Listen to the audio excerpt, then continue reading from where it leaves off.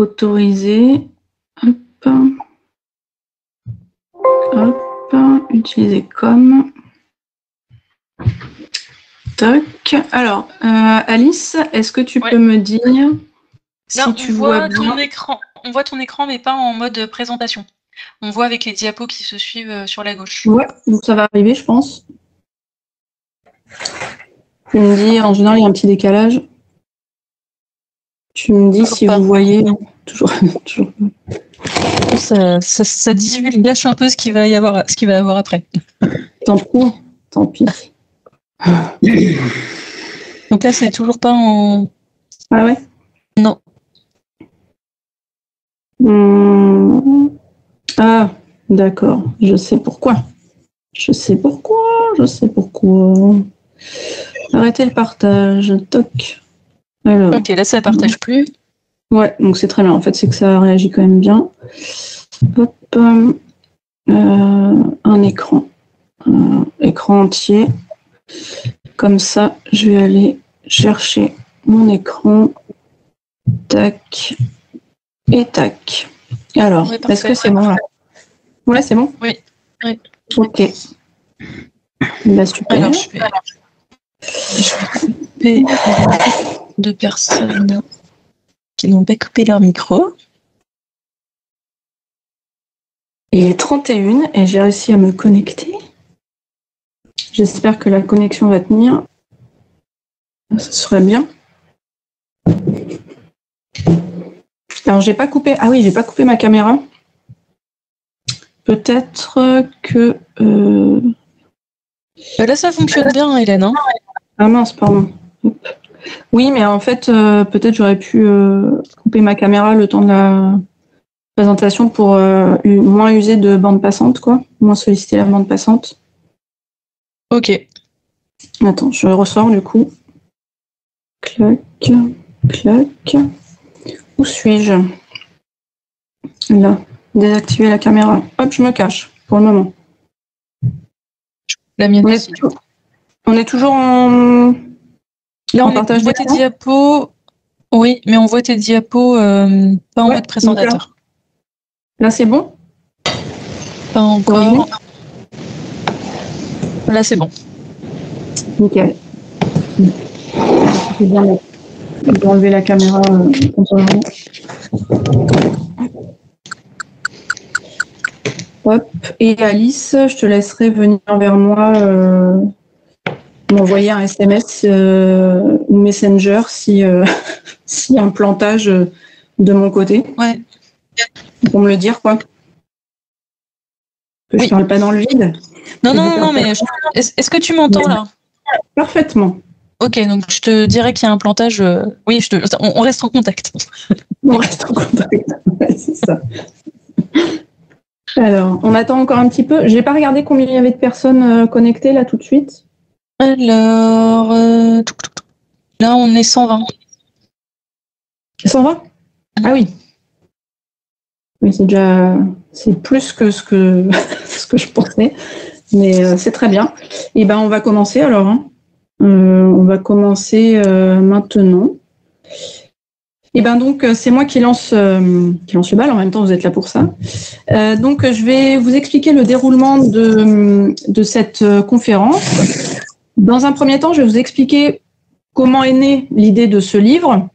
Ensuite, je vais passer la parole à Alice de Boyer-Desroches, qui est donc notre technicienne ce soir, grâce à qui on peut avoir cette conférence en ligne, et elle vous expliquera pourquoi elle est là aussi.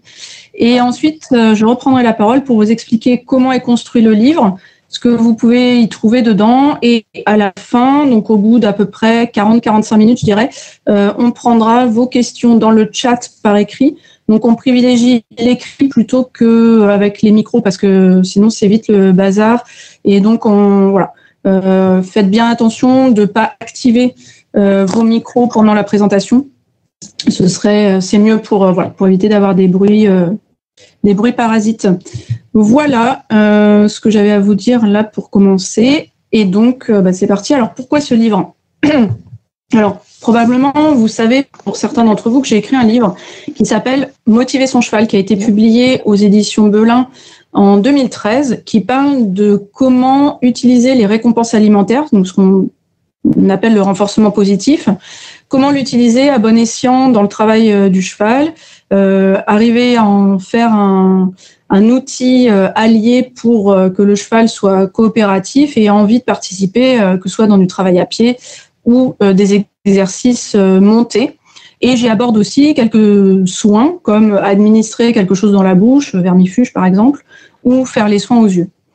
Et puis, à force de faire des formations, d'animer des stages sur ce travail avec les récompenses alimentaires autour de cette technique qu'on appelle le clicker training, j'y reviendrai, je me suis rendu compte que ce qui était quand même le plus compliqué, c'était d'arriver à décomposer les apprentissages en séquences les plus simples possibles pour arriver à l'objectif final. Et que si j'avais expliqué comment soigner les yeux, enfin amener un cheval à coopérer pour les soins aux yeux ou à prendre un vermifuge, c'était pas forcément évident comment on pouvait décomposer un apprentissage pour prendre la température, pour faire respirer un cheval dans un inhalateur, par exemple. Et donc, du coup, je me suis rendu compte que ça manquait. En même temps, il y a eu des émissions à la télévision qui présentaient le medical training, donc l'entraînement des animaux sauvages, en particulier en parc animalier, donc des animaux sauvages captifs qui sont entraînés pour coopérer pour des soins. Et puis, en même temps aussi, j'ai été sollicitée par des vétérinaires qui sont professionnels du soin pour les chevaux, et puis des étudiants, des futurs vétérinaires équins, étudiants vétérinaires qui m'ont sollicité pour savoir comment faire pour amener des chevaux à coopérer dans le cadre des soins en s'appuyant sur cet outil qui est le renforcement positif. Donc tout ça mis bout à bout, ça m'a incité à construire ce livre autour de fiches thématiques soin par soin, en expliquant comment fonctionner en fonction de différentes techniques et principalement autour du renforcement positif avec la technique du clicker training. Et en même temps que le livre, j'ai aussi mis en place des formations pour les propriétaires de chevaux et aussi les professionnels. Et dans le cadre de formations professionnelles, je me suis rapprochée de la chaire de bien-être animal à VetAgroSup à Lyon, avec Alice de Boyer-Desroches, qui est là ce soir avec nous, et qui va vous expliquer pourquoi elle s'est jointe à ce projet et pourquoi elle a aussi appuyé la parution de ce livre, et elle a notamment écrit la préface et aussi validé les aspects scientifiques autour de cette approche de soins coopératifs pour les équidés. Alice, je te laisse la parole. Merci Hélène. Donc bonjour à tous, je suis Alice de Boyer. Je suis enseignant-chercheur à VetAgroSup sur le campus vétérinaire de Lyon. Donc j'appartiens au campus vétérinaire de VetAgroSup. J'appartiens à une entité qui s'appelle la chaire bien-être animal. Je suis également chercheur dans une équipe qui s'intéresse au comportement et au bien-être des animaux. Donc dans une unité mixte de recherche INRAE VetAgroSup qui s'appelle l'UMR Herbivore. Donc la chaire bien-être animal, elle a été créée en 2018 sous la tutelle du ministère de l'Agriculture. Elle est composée de scientifiques et d'une équipe technique, et on a 3 missions. Produire et transférer des connaissances scientifiques, favoriser les échanges entre les acteurs et former les acteurs, créer des outils de formation. Et donc, juste pour information, on est consultable sur les réseaux sociaux et on publie des informations autour du bien-être des animaux une fois par mois qui s'appelle l'idée reçue, et tous les mardis sous l'angle du hashtag rendez-vous bien-être. Donc, tu peux passer, Hélène. Alors, on est toujours sur la... Ouais. Voilà. Donc, pourquoi ce projet? Pourquoi est-ce que l'entraînement aux soins contribue au bien-être des équidés? Alors, juste pour... tout le monde est au courant de ça, hein, pour rappeler un peu les choses. Le bien-être des animaux fait l'objet depuis plusieurs années maintenant d'attentes sociétales fortes. La définition scientifique qui est admise à ce jour en France et celle qui a été proposée par l'ANSES en 2018, que je vais vous rappeler très brièvement. Donc c'est la suivante qui s'affiche. Donc le bien-être d'un animal est l'état mental et physique positif lié. Alors je veux bien que tu reviennes sur la diapo d'avant, Hélène, s'il te plaît. Voilà, lié à la satisfaction de ses besoins physiologiques et comportementaux ainsi que de ses attentes. Et cet état varie en fonction de la perception de la situation par l'animal. Et en fait, dans l'entraînement médical, on va jouer sur tous ces aspects, en particulier sur la perception de la situation par l'animal. Et on va avoir pour objet de la rendre le moins désagréable possible. Alors, cet entraînement aux soins contribue au bien-être. Si on s'intéresse à une définition plus opérationnelle du bien-être animal, ce bien-être est composé de 4 grands principes qui sont affichés ici sur la diapo. La bonne alimentation, le bon logement, la bonne santé et le comportement approprié. Chacun de ces principes étant composé de 2 à 4 critères. Par exemple, le principe de bonne santé comporte 3 critères que sont l'absence de douleur, l'absence de maladie et l'absence de blessure. Et le comportement approprié combine les comportements propres à l'espèce, les comportements sociaux, la bonne relation humain-animal et l'état émotionnel positif. Donc en fait, quand on parle de bien-être animal, on voit qu'on va devoir aborder un ensemble de choses. C'est un concept qui est multidimensionnel. Alors, si tu peux cliquer, Hélène, s'il te plaît. Donc, quels sont les aspects sur lesquels l'entraînement aux soins contribue en particulier? Eh bien, il s'agit en particulier du principe de bonne santé et du principe de comportement approprié. Et je veux bien que tu passes la diapo d'après, s'il te plaît. C'est bon. Pas encore, mais ça va arriver. Voilà. Alors, en quoi l'entraînement aux soins contribue au bien-être sur l'aspect bonne santé, qui, je vous le rappelle, comporte l'absence de douleur, de maladie et de blessure. Déjà, en premier lieu, cet entraînement en soins va permettre de réaliser tout un tas de gestes de médecine préventive, en particulier la vaccination et la vermifugation. Il contribue également à la détection des affections, permettant par exemple aux vétérinaires de réaliser un examen clinique de A à Z et de réaliser des prélèvements en vue, par exemple, d'examens complémentaires. Et puis, il permet l'observance des traitements, c'est-à-dire avec un cheval ou un équidé qui va être facile à manipuler pour administrer les médicaments ou réaliser des soins divers, on pourra suivre les recommandations du vétérinaire. Tu cliques, voilà, merci. Et puis, donc, cet entraînement aux soins va contribuer au principe de comportement approprié et en particulier à 2 sous-critères que sont l'état émotionnel positif et la relation humain-animal. Pourquoi ? Parce qu'en fait, en entraînant les chevaux à ces différents gestes, on va rendre ces situations plus familières, moins soudaines, plus prévisibles et contrôlables et moins désagréables.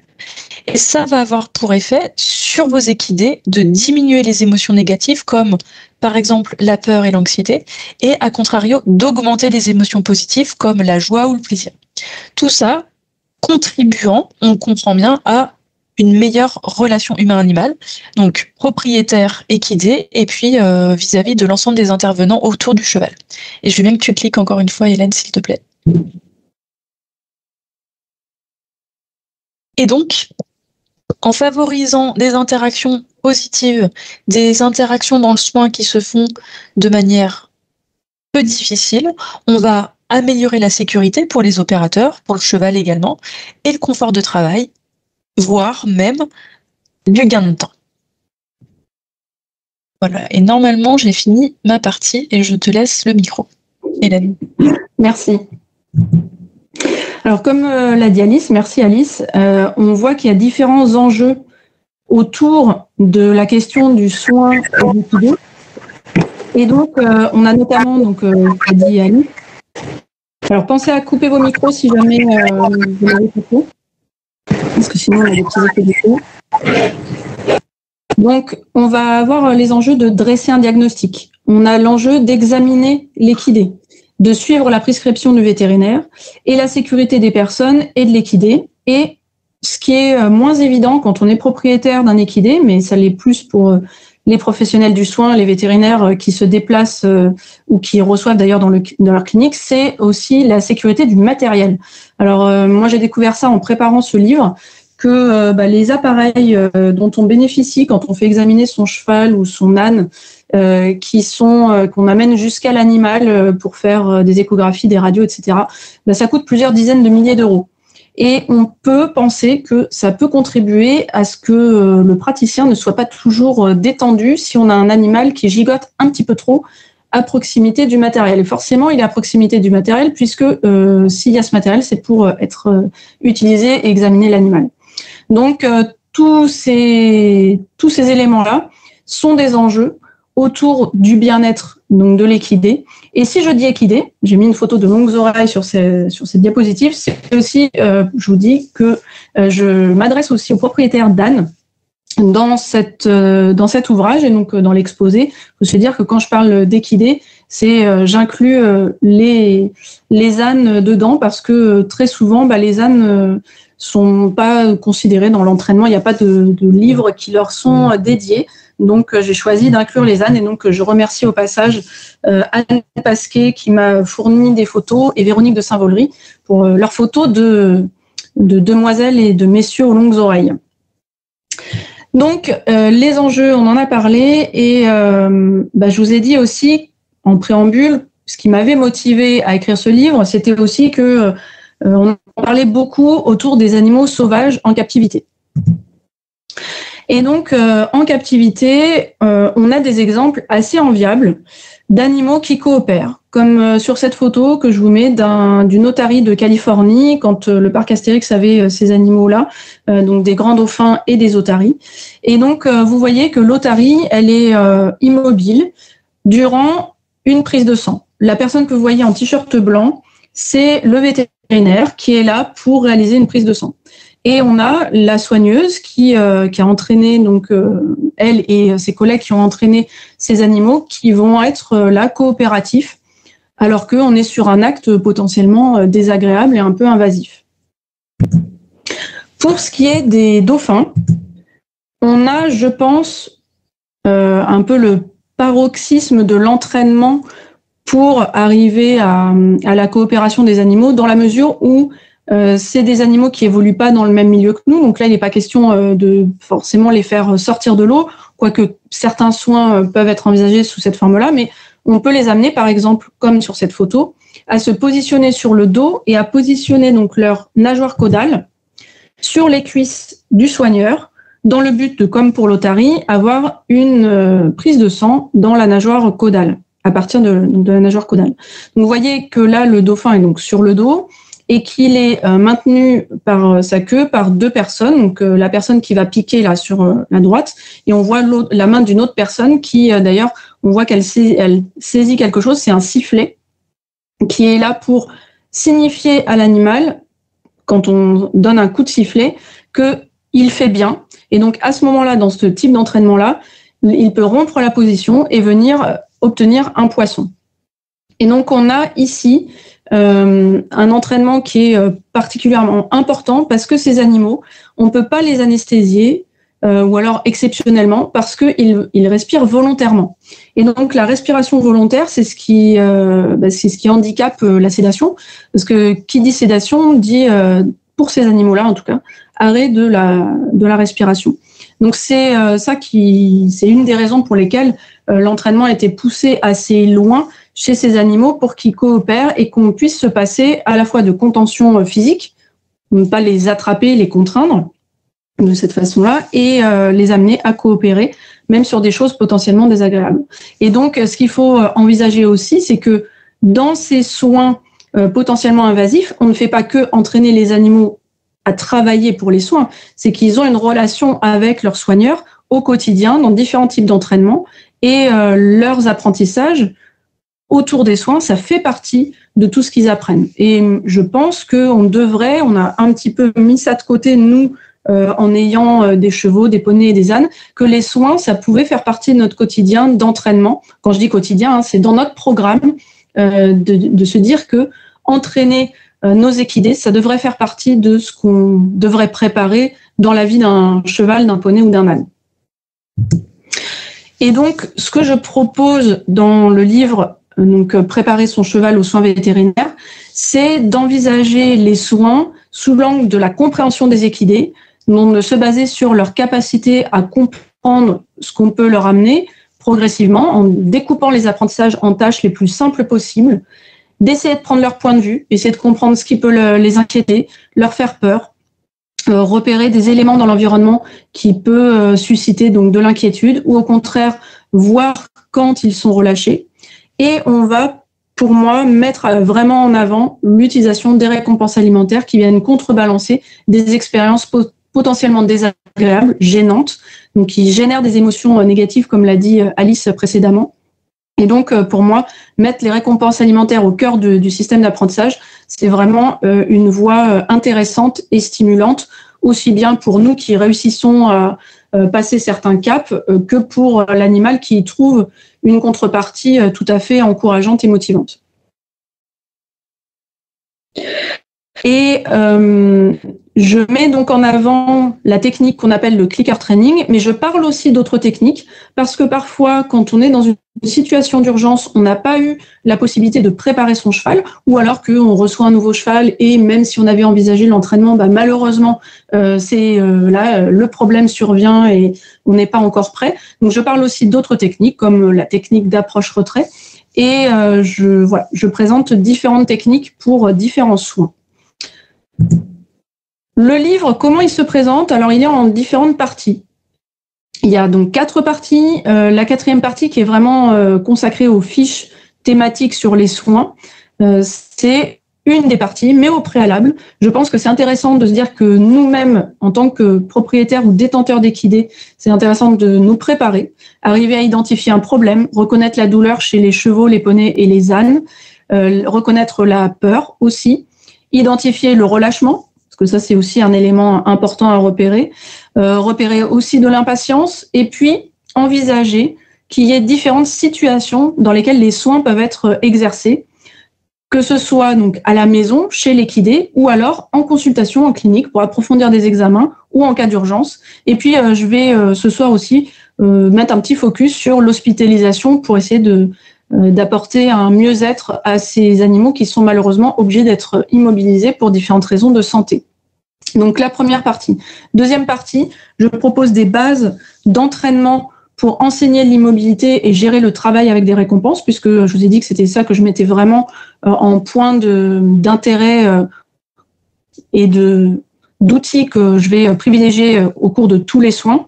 Et la bonne nouvelle, c'est que là, dans les soins, le plus souvent, ce qu'on va rechercher, c'est l'immobilité. Tout le temps, c'est quasiment ça qu'on va vouloir à chaque fois. Peut-être des positions particulières d'un membre ou quoi, mais globalement, c'est beaucoup d'immobilité. Donc, la bonne nouvelle, c'est que quand on commence à entraîner un soin avec donc de l'immobilité, du coup, on est déjà en train d'entraîner les autres soins potentiels. Et donc, il y a différents principes. Je vais vous en présenter quelques-uns dans la suite de l'exposé.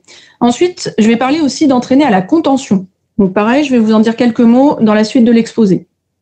Quels sont les moyens de contention qui sont, je pense, acceptables et surtout qu'il ne faut pas négliger parce que tôt ou tard, on peut être amené à avoir recours à de la contention et mettre un licol, c'est déjà une forme de contention pour limiter les mouvements de l'équidé. Et ensuite, viennent les fiches thématiques construites toutes sous la même forme que je vais vous présenter en vous détaillant les soins aux yeux dans la dernière partie de l'exposé. Donc je disais, je pense que c'est intéressant d'avoir l'occasion de se préparer et ce livre, pour moi, c'était l'occasion de parler d'éléments que malheureusement on n'a pas toujours en tête ou qu'on a pu aborder peut-être dans les manuels des galops quand on passe les examens fédéraux ou qu'on a pu oublier ou que peut-être on n'a pas passé les examens fédéraux et que du coup on n'a pas eu accès à ces informations-là. Puis au moins là on regroupe tout avec, dans ce livre, je prends aussi des publications scientifiques les plus récentes pour parler de l'identification de la douleur. Donc on va évidemment mettre le focus sur passer du temps à observer, et plus on observe les chevaux et les ânes, et plus il y a de chances qu'on repère des comportements inhabituels, qu'on puisse repérer de l'agitation ou inversement de la prostration, repérer des postures inhabituelles ou une attention portée sur une zone, comme sur cette photo d'un cheval en colique, que certainement vous avez, c'est le cas classique, le cheval tourne sa tête vers ses flancs, vous voyez qu'en plus il est couché, qu'il a les yeux fermés, la bouche contractée, on a aussi un sourcil très, très contracté. Donc là, on a, disons, différents indicateurs qui indiquent des symptômes de colique. Mais on a aussi la réaction à l'approche des humains, qui peut être révélatrice. Donc l'agressivité peut être un signe de douleur. passagère ou chronique aussi. Il ne faut pas oublier ces aspects-là. Donc, sur cette photo, vous voyez un cheval qui exprime une menace de morsure envers les humains. Vous voyez cette contraction de la bouche, les oreilles plaquées sur la nuque, le sourcil légèrement froncé, bien que ce ne soit pas trop prononcé, et le naseau qui est dans une forme un petit peu aplatie et étirée, contractée. Il y a aussi la réponse à la nourriture, qui peut être révélatrice. Un cheval qui va refuser de prendre de la nourriture ou qui termine pas sa ration, ça peut être révélateur de douleur. Et chez les ânes, je fais cette parenthèse, je le mentionne aussi dans mon livre parce que j'ai fait de la bibliographie sur les ânes pour préparer le livre. Les ânes ont un comportement particulier qu'on ne retrouve pas chez les chevaux à ma connaissance, qui est une, entre guillemets, fausse alimentation. Ils peuvent donner l'illusion de manger en étant sur un tas de foin ou en semblant pâturer à côté de leurs congénères, alors qu'en fait, ils vont pas ingérer la nourriture, ils vont pas la déglutir. Et donc, il y a un test, si on a un doute sur la bonne santé de son âne, c'est de lui proposer de la nourriture à la main, que d'habitude, il prendrait volontiers. Et donc là, dans ces cas-là, il va refuser de prendre la nourriture si, en effet, il n'est pas bien. On a aussi, dans des travaux plus récemment sur les chevaux et sur les ânes aussi, donc j'ai l'équivalent âne dans le livre, mais là que je ne vous présente pas ce soir, on a l'expression faciale de la douleur. Et moi, je parle volontiers de regarder le visage des ânes et des chevaux. Je dis visage exprès, même si ça peut vous sembler anthropomorphique. Pour moi, ce terme de visage, c'est le mot le plus approprié pour attirer l'attention sur des détails de ce qu'on a sur la tête. Donc, les expressions des yeux, des oreilles, de la bouche, du menton, du nez et des joues. Et donc, visage, je trouve que ça attire davantage l'œil sur ces petits détails et surtout en anglais. Quand on parle de face, c'est le terme qu'ils vont utiliser. Le mot face est traduit en français par visage pour les humains, donc on pourrait tout à fait aussi l'utiliser pour les animaux.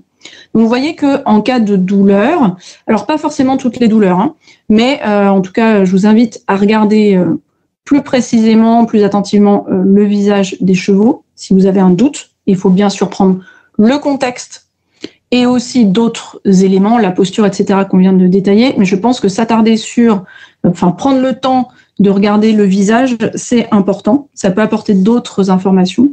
Donc, les oreilles vers l'arrière et écartées, un sourcil contracté, l'œil fixe, éventuellement une paupière abaissée aussi, un naseau plus ouvert, donc pas dans la même forme que en cas d'agression, hein. Vous avez vu tout à l'heure sur la photo précédente un rétrécissement du naseau. Donc, un naseau plus ouvert, des lèvres serrées et plaquées sur les dents, le menton qui est fortement dessiné, on peut dire pointu, et la bouche donc plate du fait que les lèvres soient serrées, plaquées sur les dents, et les muscles de la mastication saillants. Donc, dans les échelles faciales de la douleur, on attribue des points à chacun de ces éléments. 0, c'est absent, 1, c'est intermédiaire, oui, c'est à peu près là, et 2, c'est complètement présent. Un cheval qui va bien, il peut avoir certains des éléments malgré tout présents. C'est le cumul de ces différents indicateurs qui font dire que, là, ça semble être de la douleur, plus mis dans son contexte et avec d'autres éléments de la posture, par exemple. Donc, je vous ai dit, chez l'âne, ça existe aussi, ça a été aussi détaillé chez les ânes. En image, ça donne, en image photo, j'ai donc mis plusieurs photos de chevaux en douleur où on savait à peu près ce qu'il y avait sur ces animaux-là. Donc, vous voyez sur cette jument blanche que donc sur la photo de droite, on a bien les oreilles vers l'arrière et écartées. Le sourcil contracté, et là, on a l'œil un petit peu fermé. On a aussi les muscles du visage donc très saillants, malgré la présence du licol qui pourrait nous empêcher de voir à peu près correctement. On voit ces muscles assez contractés. On voit la forme du naseau qui est contractée. On n'est pas sur un cheval qui est relâché. Et on a une bouche aussi qui est avec les lèvres serrées, le menton bien dessiné.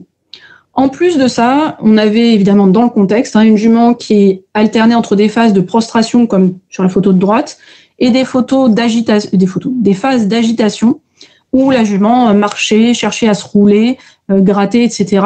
Et aussi, par moments, elle faisait le flémen qu'on voit sur la photo de gauche. Et donc, j'ai mis cette photo aussi pour dire, voilà, quand on parle de comportement inhabituel, c'est un comportement qui, dans un autre contexte, peut être tout à fait normal. Le flémen, c'est une exploration olfactive de l'environnement. Mais par contre, s'il est répété dans un laps de temps assez court, eh bien là, c'est là où ça devient anormal. Comme un cheval qui gratte ou qui se couche et se relève. Un cheval qui se couche, c'est normal pour se reposer. Par contre, qu'il le fasse de manière répétée et en étant agité, par exemple, c'est là où c'est anormal.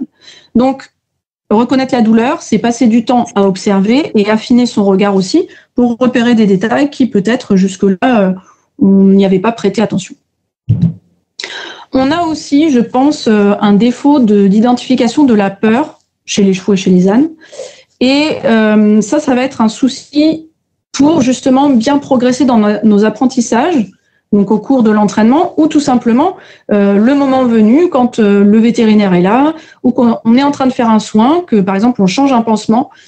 Parfois on ne prête pas attention aux signaux que les chevaux expriment et qui sont pas bien, ils sont mal à l'aise avec la situation, ils sont inquiets.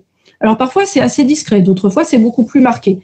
Mais quand vous avez simplement un petit redressement de l'encolure ou de la queue, un évitement, juste le fait de tourner la tête, l'encolure sans bouger ses pieds pour éviter le contact d'un objet, éviter une sensation mouillée ou d'un produit, ça peut être signe d'inquiétude. Un cheval qui se détourne. De l'agitation, au contraire, une attitude figée, une bouche contractée, des yeux très ouverts, l'absence de clignement des yeux, la partie blanche de l'œil qu'on appelle la sclère, comme on voit ici sur ce cheval qui est visible, ça, ce sont des signes d'inquiétude. Là, ce cheval-là, il était inquiet par la présence de l'insectifuge là qui était sous forme de spray. Alors pourquoi un insectifuge dans les soins ? Ça peut peut-être nous aider à avoir un cheval plus immobile quand on doit réaliser un examen où le cheval doit rester strictement immobile, par exemple une échographie, une radiographie, parce que les insectes vont l'amener à gigoter parce que ça le chatouille sur le corps. Et donc avoir un spray à appliquer dans ces cas-là, ça peut nous aider. Ou simplement, il y a des produits vétérinaires aussi qui sont sous forme de spray. On a aussi manifestation de la peur dans la manifestation du hennissement. Le hennissement, c'est une anxiété liée à la séparation des congénères. Alors, c'est pas lié forcément au contexte du soin, c'est un cheval qui est inquiet parce qu'il est séparé des congénères, et ça, c'est à prendre en compte où qu'on soit quand on envisage de faire des soins. Donc, le hennissement, c'est lié à la peur d'être séparé et de fait d'être séparé des congénères. Donc, il faut se dire ça. Par contre, ronfler et souffler, c'est plutôt de l'inquiétude qui est manifestée vis-à-vis de l'environnement, un objet, une odeur, des gestes qu'on peut faire autour du cheval. Des défécations répétées sont aussi significatives de peur, comme le rythme cardiaque et respiratoire qui sont accélérés, ou une sudation brusque. Donc, un cheval qui se met à transpirer brusquement sans avoir fait d'effort, c'est un signe d'inquiétude. Ils peuvent littéralement se mettre à goutter alors qu'ils n'ont pas bougé spécialement et qu'il ne fait pas spécialement chaud, mais de peur, ils peuvent se mettre à transpirer énormément. Donc ça, ce sont des signes de peur, et dans ces cas-là, on se doit d'adapter notre gestuelle ou l'environnement ou ce qu'on est en train de faire avec les chevaux ou les ânes. Je vous avais dit aussi que je voulais ce soir mettre en lumière des morceaux choisis. Donc, je voulais parler de l'hospitalisation, l'immobilisation longue. Quand je dis longue, c'est au moins plusieurs jours sans sortir d'un box ou d'un petit paddock pour des raisons de, par exemple, suspicion de fracture, après une opération, il y a une entorse, etc. Donc, on a des chevaux ou des ânes, des poneys qui vont être très limités dans les stimulations qu'ils vont pouvoir recevoir de leur environnement. Et donc, il y a des petites astuces pour leur adoucir la vie et générer des émotions positives et contrebalancer donc cette situation pour le moment privative, je dirais. On peut disposer un ou des filets à foin. Le seul risque avec les filets à foin, c'est un cheval qui va se rouler et se prendre le fer pendant sa roulade dans le filet à foin. Donc, c'est cette précaution-là qu'il faut avoir en tête, c'est se dire, si mon cheval a la possibilité de se rouler et qu'il est ferré, soit je suis toujours là pour surveiller ou je mets temporairement le filet à foin, ou alors j'ai un cheval qui est déferré, ou alors qui est attaché, qui ne peut pas se coucher. Donc, dans ces cas-là, le filet à foin présente peu de risques. Donc, le filet à foin, ça peut permettre d'augmenter le temps passé à s'alimenter. Ça varie aussi la position par rapport à du foin qui peut être en vrac au sol, et on peut avoir les deux, filet à foin et foin en vrac au sol. Le filet à foin peut avoir un détournement aussi intéressant. Il peut servir de support de grattage. Donc ça, c'est quand même assez rigolo. Mais on peut voir des chevaux qui vont se frotter les épaules, le poitrail, la croupe sur un filet à foin. En particulier, les grands filets à foin à petite maille qui peuvent contenir jusqu'à 10 kg de foin. Donc, ces filets à foin-là peuvent servir de support de grattage. Et sinon, vous pouvez aussi fournir des supports de grattage, par exemple, un paillasson à visser sur une paroi ou une porte de box. Vous avez aussi maintenant dans les matériels agricoles pour les bovins et aussi les petits ruminants comme les chèvres, il y a des systèmes qui sont amovibles, qui peuvent se fixer sur des parois. Donc là, par exemple, sur cette photo de paroi de box avec des grilles, on pourrait mettre temporairement des supports de grattage en caoutchouc, par exemple. Donc des supports de grattage, ça c'est vraiment un plus pour les chevaux. Cacher de la nourriture, donc des petits bouts de pommes et de carottes, si évidemment le régime alimentaire de l'équidé le permet. Donc lui cacher de la nourriture, diffuser des odeurs, par exemple dans une bouteille en plastique, mettre un coton qui a quelques gouttes d'une huile essentielle. Vous pouvez mettre ça hors de portée de la bouche des chevaux et renouveler des odeurs en fonction des jours. Donc ça va stimuler le cheval sur le plan olfactif. Vous pouvez aussi avoir des objets nouveaux que vous renouvellerez, mettons, tous les jours. Et toutes les semaines, vous changez l'ordre dans lequel vous présentez les objets. Donc ça a été montré que ça apportait un enrichissement dans des environnements assez pauvres en stimulation. Donc les types d'objets auxquels je pense, c'est par exemple un tuyau d'arrosage que vous coincez dans les barreaux de la grille, là par exemple sur ce box-là, un couvercle de peau quelconque que vous fixez avec une petite ficelle, donc pas trop longue. Là, ce à quoi on va prêter attention, c'est avoir des supports, enfin des moyens de fixation qui sont pas trop longs pour éviter qu'un cheval s'entoure l'encolure et se coince et qu'il y ait un risque d'étranglement. Et on va aussi choisir des objets que le cheval peut manipuler avec sa bouche et qui vont pas se dépioter et qui pourraient ingérer. Des petits ballons, par exemple. Donc tout ça, vous pouvez envisager de les renouveler et avoir un programme sur une semaine, par exemple, pour changer ces objets, les changer de place aussi.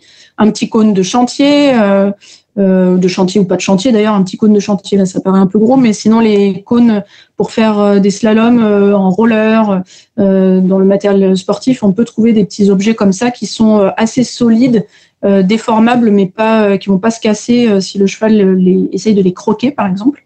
Donc voilà, pensez à ces objets qui peuvent stimuler les chevaux, en particulier les mâles qui vont faire pas mal de choses avec leur bouche et qui vont être intéressés pour interagir avec ces objets.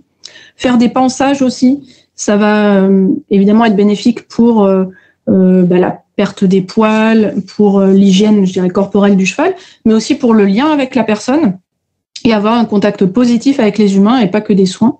Et puis, ce que je montre sur cette photo avec Louise, qui est sur cette image, c'est de la stimulation cognitive avec des exercices qu'on peut enseigner au cheval, même s'il est immobilisé. Il va pouvoir mobiliser probablement son encolure et son nez, et donc toucher un objet avec son nez et lui apprendre à suivre à gauche, à droite, sans forcément faire des pas, mais pourquoi pas des pas si c'est possible dans l'espace dans lequel il est. Et donc ça, ce sont des exercices qu'on peut enseigner sur les bases de travail au clicker, et on va récompenser ces initiatives par une récompense alimentaire, donc des petits bouts de pommes ou de carottes ou des bonbons, et ça va contribuer aussi à stimuler donc sur le plan cognitif le cheval et lui générer des émotions positives et de nouveau un contact agréable avec les humains.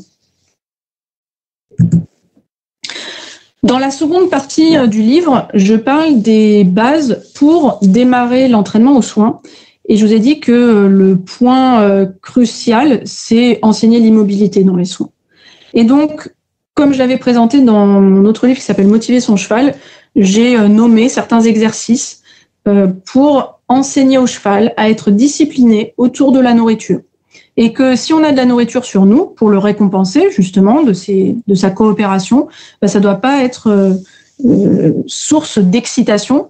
Et donc, discipliner le cheval et qu'il apprenne lui-même à se discipliner, eh bien, on va lui enseigner à travers un exercice que j'ai appelé la statue, où le cheval va, par essai-erreur, trouver que, en fait, c'est quand il a son nez écarté de la personne qu'il va être cliqué et récompensé. Quand je dis cliquer, ça peut être un claquement de langue, puis on donne la récompense alimentaire, ou attention, je vais faire le bruit avec un petit clicker, le son du clicker, qui veut dire c'est bien, et on donne la récompense alimentaire.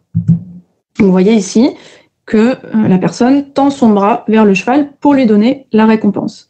Et donc le cheval fait le lien entre ce qu'il a fait, et donc le moment où je vais cliquer ou cloquer avec ma langue, ça lui indique pile le moment exact où il a adopter le comportement qui m'intéresse. Et donc, je le récompense avec une récompense alimentaire. Je vais décliner cet exercice-là aussi en changeant de côté sans que lui-même change de position. Et je vais aussi travailler cet exercice avec la main dans la sacoche. J'appelle ça dans la sacoche ou dans ma poche. J'appelle ça la main dans le sac. Et donc, je le détaille aussi dans le livre. On en vient ensuite à inciter les chevaux à prendre quelques initiatives qui sont de toucher un objet qu'on leur présente, de toucher l'objet avec le bout du nez. On va parler d'une cible. Donc, on les entraîne avec, par exemple, un couvercle là de couleur verte.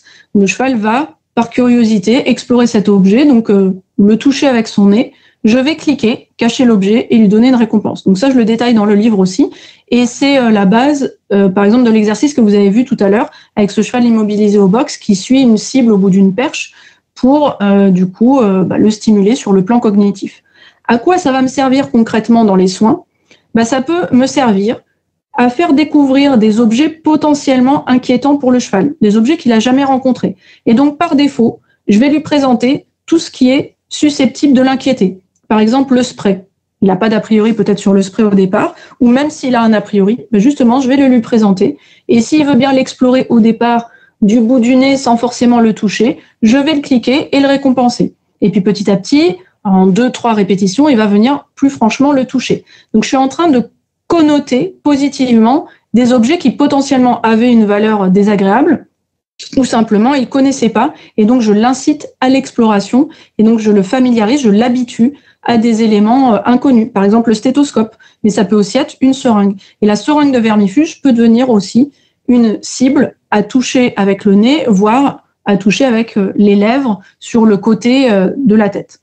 Par la suite, une fois que j'ai un cheval un petit peu entraîné à ça, donc là, en quelques séances, en 2 jours, on a des chevaux qui touchent très bien les cibles. Et quand je dis 2 jours, c'est à raison de 4 séances de 10 minutes à peu près. On va aussi pouvoir mettre la main comme cible. Et ça va m'intéresser, en particulier dans les soins aux yeux. Donc, je reviendrai en fin de présentation sur les soins aux yeux pour le détailler. Et donc là, la main devient la cible sur laquelle l'animal va venir s'appuyer même. Et donc, vous voyez cette ânesse qui vient au contact de la main qui est présentée. Donc, on peut faire ça pour les soins aux yeux, je trouve ça particulièrement efficace. Et aussi au niveau des oreilles, pour des chevaux qui auraient, des ânes qui auraient des soucis. Au niveau des oreilles, ils viennent en fait en contact volontaire. C'est pas nous qui allons les toucher, mais c'est eux qui prennent l'initiative de le faire. Et du coup, c'est eux qui dictent quelque part le rythme, d'accord ? Et ça fait la différence par rapport à nous-mêmes venir les toucher, même si on leur donne des récompenses. Il y a vraiment une différence dans leur manière d'appréhender l'exercice, si c'est eux qui sont, je dirais, à l'initiative du contact. Je vous ai dit aussi que, en 3e partie, je parlais de entraîner à la contention. Donc, la contention, évidemment, l'objet du livre, c'est d'entraîner aux soins coopératifs. Donc, si on peut s'en passer, c'est le mieux. Et c'est bien sûr ce vers quoi j'incite tout au long du livre, c'est arriver à avoir un cheval sur lequel on peut faire des soins, pourquoi pas en liberté. Mais la contention, elle va être indispensable pour des raisons de sécurité, dans bien des cas. Et je vous disais, même un simple licol va être une contention physique. Donc là, je vais parler plutôt de contention physique. La contention chimique, comme on voit ce cheval-là qui est sous sédation, on voit parce qu'il a l'encolure plus basse, les yeux fermés, la lèvre qui pend un peu, et les membres assez écartés pour donner plus de stabilité. La contention chimique, elle est accessible pour le vétérinaire, ou pour nous, mais que sur prescription. Et donc, on ne va pas y avoir facilement accès. Et souvent, dans la suite des soins qu'on va être amené à donner, nous, on n'aura pas accès, d'où l'intérêt d'entraîner son cheval à coopérer. Néanmoins, de la contention physique, je pense que tôt ou tard, les chevaux, les ânes, les poneys peuvent y être confrontés, soit parce que c'est pas nous qui les manipulons, ou parce qu'on a quelqu'un qui est un petit peu inquiet et qui intervient sur le cheval et donc est rassuré par le fait qu'il y ait un petit peu de contention. Donc, je pense que par correction, à la fois pour les professionnels qui interviennent, que pour des chevaux qui pourraient se sentir agressés par une contention qu'ils ne connaissent pas, c'est bien de les y préparer. Quand je parle de contention physique, je parle donc de saisir fermement le licol, le pli de peau, prendre un antérieur Et je vais parler rapidement aussi du torné qui est source de discorde bien souvent. Donc saisir fermement le licol. Là on voit sur cette image que voilà, si j'ai un cheval qui a besoin d'une intervention, d'un examen de l'œil alors qu'il n'a pas été entraîné, peut-être que je vais pas pouvoir le faire et qu'il faut un petit peu immobiliser sa tête. Et bien du coup, si je l'ai entraîné à pouvoir supporter un contact assez ferme du licol sur sa tête, il va pas se débattre, jeter sa tête dans tous les sens quand je fais ça. Et je peux même, en cas d'urgence, pour des soins au niveau des yeux, et si donc j'ai pas pu l'entraîner, l'inciter à coopérer en saisissant fermement mon licol, en relâchant dès qu'il est immobile et en le récompensant, en cliquant et en récompensant en même temps. On peut combiner plusieurs techniques et on peut combiner donc de la contention et du renforcement positif, c'est tout à fait possible. Et du coup, on a des chevaux qui peuvent rapidement apprendre que c'est pas grave si on saisit fermement le licol sur leur tête. Pareil pour le pli de peau et pareil pour prendre un antérieur. Au niveau du torné, je vous disais, aujourd'hui, on n'a aucune étude scientifique qui explique clairement quel est l'effet du torné, comment ça marche réellement. Il y a beaucoup de légendes, de croyances autour du torné. Toujours est-il que dans certains cas, ça va être la technique la plus efficace pour que quelques minutes, on ait une immobilité absolue et qu'on puisse intervenir rapidement et efficacement sur un cheval. C'est par exemple passer un tube dans les naseaux du cheval pour accéder jusqu'à l'œsophage et l'estomac. Pour différentes raisons, on peut avoir besoin de faire ça et il ne faut pas que le cheval bouge du tout. Ou pour appliquer une sédation parce qu'on a un cheval qui ne coopère pas, on n'a pas pu l'entraîner ou pour différentes raisons. Donc le torné il devrait être appliqué que quelques minutes et donc brièvement et pas être sorti à tout bout de champ. L'objet du livre, c'est évidemment pouvoir se passer de ce type de contention le plus possible, mais je vous dis, dans certains cas, il y aura besoin, peut-être dans la vie du cheval, peut-être jamais, c'est ce qu'on souhaite, mais il y aura peut-être besoin de l'appliquer. Et si on a besoin de l'appliquer, comme je viens de le mentionner, c'est plutôt dans des situations d'urgence où il faut intervenir impérativement dans un délai assez bref. Et probablement, tout le monde va être stressé dans cette circonstance, que ce soit le propriétaire ou la personne qui tient le cheval, le vétérinaire, le cheval probablement aussi, en particulier s'il est en douleur. Et donc, si il n'a pas l'habitude qu'on lui manipule la lèvre supérieure, que éventuellement il garde un mauvais souvenir de cette manipulation de la lèvre supérieure parce qu'il l'a associé au torné et que c'était douloureux, on a une source de stress supplémentaire. Donc moi, ce que j'incite dans le livre, je le détaille, c'est de pouvoir manipuler la lèvre supérieure. Je vous dis pas d'appliquer le torné régulièrement chez vous, c'est pas ça l'idée. C'est de pouvoir manipuler la lèvre supérieure. Ça vous servira aussi pour examiner les gencives, les dents, et donc ça rendra le cheval plus coopératif le jour où il y aurait besoin. Et ça peut le réconcilier aussi s'il a vécu des expériences désagréables avec le torné, parce qu'en associant les récompenses alimentaires à la manipulation de la lèvre supérieure, du coup, on remet des émotions positives autour de cette gestuelle et de ces actes autour de sa tête. Donc, voilà pour entraîner à la contention les quelques mots que je voulais vous dire dessus pour ce soir. Donc, je vous ai dit, la quatrième partie, c'est vraiment, on rentre dans le vif du sujet de entraîner son cheval à différents soins. Donc, ce sont des fiches par thème. Donc, prendre la température, examiner son cheval sous toutes les coutures et toucher des zones délicates comme sous la queue, la vulve, les testicules, le fourreau, regarder les gencives. Ça peut être respirer dans un inhalateur. Ça peut aussi être immobile pour une injection ou une prise de sang. Ça peut aussi consister à se laisser soigner les yeux, etc., mettre son pied sur une cale. Donc, il y a toute une liste comme ça, où vous aurez le détail de comment procéder pas à pas, avec différentes techniques, si je propose différentes techniques. Donc, dans la plupart des cas, vous aurez différentes techniques. Et je commence aussi par expliquer à quoi ça sert. Donc, pourquoi, par exemple, tondre. Je veux dire, tondre, c'est pas juste préparer son cheval pour le sport. Non, c'est pas ça. Tondre, ça peut être pour dégager la jugulaire pour une prise de sang. Ça peut être dégager un tendon pour faire une échographie. Ça peut être aussi faire un traitement anti-poux efficace sur tout le corps du cheval ou de l'âne. Donc voilà, à chaque fois j'explique pourquoi on peut avoir besoin de ce type de soins et du coup pourquoi c'est intéressant d'entraîner. Et j'aborde aussi les difficultés qu'on peut rencontrer au cours de l'entraînement et donc les erreurs à éviter et comment les surmonter si elles se produisent. Donc là, je vous présente les soins aux yeux. Donc les soins aux yeux, pourquoi ? Déjà, rien que pour nettoyer, par exemple, l'œil d'un cheval ou d'un poney, vérifier qu'il n'y a pas de corps étranger. Si on voit, par exemple, un œil un petit peu larmoyant, et parfois, c'est pour un traitement, justement, parce que il y a un corps étranger, et donc il y a une ulcération, ou il y a une maladie, différents types de maladies. Et parfois, pour sauver un œil, pour éviter qu'un cheval devienne borgne, ou même aveugle, on peut avoir besoin d'instiller des gouttes ou des pommades toutes les 2 ou 3 heures, nuit comprises. Et donc, vous vous doutez que quand on a un animal qui coopère pas, ça devient quand même très compliqué. Et que le risque, c'est que le cheval perde son œil. Et donc, la coopération, là, elle est vraiment très précieuse pour arriver à soigner correctement l'animal et le soulager.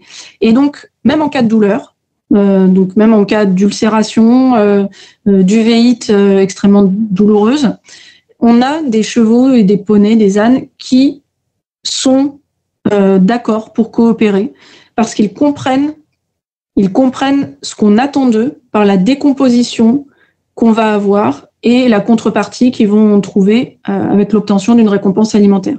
Donc ça, c'est quand même, je trouve, assez incroyable. Moi, je suis toujours surprise de voir que même en cas de douleur, ils vont être capables de coopérer. Alors, comment est-ce qu'on procède ? Pour les soins aux yeux, en pratique, on va se servir de notre main comme cible. C'est pas nous qui allons toucher le cheval, c'est le cheval qui vient à notre contact. Donc, au préalable, il a été entraîné à la statue, on avait dit, à toucher une cible avec son nez. Et là, on a, cette fois-ci, donc la main qui est positionnée à côté de sa joue, par exemple, ou l'apophyse zygomatique, comme vous me voyez sur cette photo. Et donc, le cheval va tourner la tête par curiosité ou parce qu'il se dit, tiens, il y a peut-être quelque chose dans cette main qui d'habitude me donne à manger. Et donc, il va se cogner quelque part dans la main. Et donc, je vais cliquer et donner une récompense alimentaire à mon cheval. Je peux aussi utiliser le son du clicker à ce moment-là. Ensuite, je vais avoir une répétition. Donc, le cheval va venir vraiment de façon fiable au contact de la main. Une fraction de seconde. Puis, assez rapidement, je vais introduire un peu plus de durée et de contact sur cette main. Donc, disons 2-3 secondes, pourquoi pas. Et donc, la première fois, le cheval va venir au contact et peut-être il va se retirer de lui-même puisqu'il attend que je le clique et que je le récompense. Et donc là, au lieu de le cliquer et de le récompenser, puisqu'il est parti trop tôt, puisque là, j'envisage que ça dure 2 secondes, par exemple, je vais repositionner ma main et j'attends. Et en général, c'est même pas en général, à chaque fois, les chevaux, ce qu'ils font, les ânes aussi, ils vont exagérer ce qu'ils avaient fait précédemment et qui était payant. Donc, ils vont aller plus fort sur la main. Et donc là, forcément, en allant plus fort, ils vont rester 1 seconde de plus. Et ça, je vais donc cliquer et récompenser pour ce contact plus franc et plus appuyé. Et donc là, le cheval comprend que, c'est en venant plus longtemps qu'il est cliqué et récompensé. Donc, en construisant ça, en l'incitant à rester plus longtemps, appuyé en fait sur la main, c'est lui qui maintient le contact. Par la suite, ça va bien me servir parce que je vais pas avoir besoin de le poursuivre avec mon petit flacon, mon petit tube de pommade. C'est lui qui maintient le contact avec ma main. Ensuite, je vais déplacer ma main et la positionner à un autre endroit de sa tête. Donc, je peux décomposer en 2-3 fois. Puis arrive le moment où ma main est positionnée au niveau de l'œil. Donc, à chacune des étapes, il est très probable que votre cheval ou votre âne vous propose la position précédente. C'est-à-dire, il dit, non, mais moi, j'ai bien compris que tu me cliquais quand c'était la joue. Donc, il va lever la tête un peu plus ou se reculer d'un pas pour toucher au niveau de avant, là où c'était cliqué et récompensé. Donc, ce qu'on fait dans ces cas-là, c'est qu'on se repositionne et le cheval ou l'âne, il va tester à un moment en se disant, OK, essayons ça. Et on est sur cet échange où on est sur vraiment quelque part un dialogue. Il y a des essais et des erreurs et on va valider les essais qui vont dans notre sens. Et quand on arrive au niveau de l'œil, ça va être assez simple pour le cheval puisqu'il a été cliqué et récompensé pour auparavant d'autres zones de sa tête. Et donc, au niveau de l'œil, je me positionne et le cheval va venir de lui-même au contact de la main. Et c'est pas moi qui franchis les derniers millimètres, c'est bien lui qui vient au contact. Et c'est ça que je vais cliquer et récompenser. Alors, bien sûr, si vous avez un cheval qui est, par exemple, en ulcère, on va plutôt privilégier un contact sous l'œil pour éviter d'augmenter la douleur ou d'aggraver la lésion sur l'œil. Mais même en cas d'ulcération, on peut le faire sur une zone plus basse de l'œil. Donc, on arrive au niveau de l'œil et après, on décompose pour envisager le soin. Donc, on va, une fois qu'on a le contact et avec quelques secondes, commencer à manipuler les paupières avec un index, le pouce. On va aussi, pourquoi pas, avancer l'autre main vers l'œil. Et tout ça, on va le décomposer en plusieurs exercices. Bien sûr, c'est pas au bout d'une séance que vous allez faire tout ça. Vous allez répartir ça dans le temps et faites des séances plutôt de 5 minutes montre en main. Et n'hésitez pas à mettre votre téléphone ou regarder votre montre pour faire maximum 5 minutes. En 5 minutes, vous pouvez récompenser 20 fois. Ça peut aller très très vite. Très très vite dans la réussite. Et vous pouvez faire, si vous voulez, plusieurs séances dans la journée ou plusieurs séances dans la semaine ou pourquoi pas une fois par semaine. Si vous vous dites que ça fait partie de vos entraînements que vous allez envisager au cours de la vie et que vous partagez avec votre cheval ou votre âne, eh bien, vous l'envisagez sur plusieurs semaines. Et je dirais qu'en 4 séances, on a vraiment des résultats étonnants de chevaux qui viennent au contact de la main avec leur œil. Puis arrive le moment où on va instiller un produit, alors pour de faux, au départ, on peut faire avec du sérum physiologique. Et la première fois, peut-être que le contact du sérum physiologique, alors moi, j'hésite pas à mettre même une giclée de sérum physiologique, le cheval va retirer sa tête. C'est pas grave, on va quand même le cliquer et le récompenser. Et le coup d'après, dans la même séquence, on va lui redemander le contact sur la main sans mettre du sérum physiologique, on va le cliquer et le récompenser. Et si on veut, on peut aussi prévenir de cet événement soudain pour éviter l'effet de surprise. Donc les premières fois, il va pas forcément faire l'association, mais petit à petit, en répétant, il va être prévenu de cet effet de surprise. On peut dire attention, par exemple. Et on sait ça a été scientifiquement montré que quand on prévient un effet de surprise, en fait, c'est moins surprenant. Donc c'est comme si on vous prévient qu'il y a quelqu'un qui est caché derrière la porte et qui va vous faire peur, il vous fera moins peur que si vous n'êtes pas prévenu. Vous allez moins sursauter. Là, ça fonctionne de la même façon. Et donc, on va comme ça pouvoir nettoyer les yeux de son cheval avec du sérum physiologique. Et le jour où il y a besoin, ce sera beaucoup plus facile d'administrer un produit traitant pour soigner son cheval. Donc voilà un petit peu les étapes. Et puis, vous voyez aussi qu'on a les 2 mains prises. Donc, je parle de la technique du clicker training où on marque l'instant précis où le comportement est celui qu'on veut. Par exemple, avec le son du clicker. Donc, je vous incite à utiliser un clicker dans les premiers temps, notamment pour vous entraîner à l'exercice de la statue, ces exercices-là. Mais très rapidement, il faut apprendre à s'en passer pour être libre de ses mains, parce qu'on n'est pas Shiva et on ne peut pas manipuler et le flacon de sérum phi et la récompense alimentaire et le clicker. Donc, faire un bruit avec sa bouche va être très efficace. Et je préfère ça plutôt qu'un mot, parce que les mots, on a tendance à beaucoup parler et en fait, on devient moins précis et moins compréhensible pour le cheval. Donc, moi, je vais me servir des mots plutôt comme signaux relais pour dire c'est bien, continue. Je vais dire oui, encore. Mais ces signaux-là, ils vont être pas forcément systématiquement payés. Par contre, si je clique ou que je cloque avec la langue, ou donc avec le clicker, systématiquement, c'est 100%, il y a une récompense alimentaire.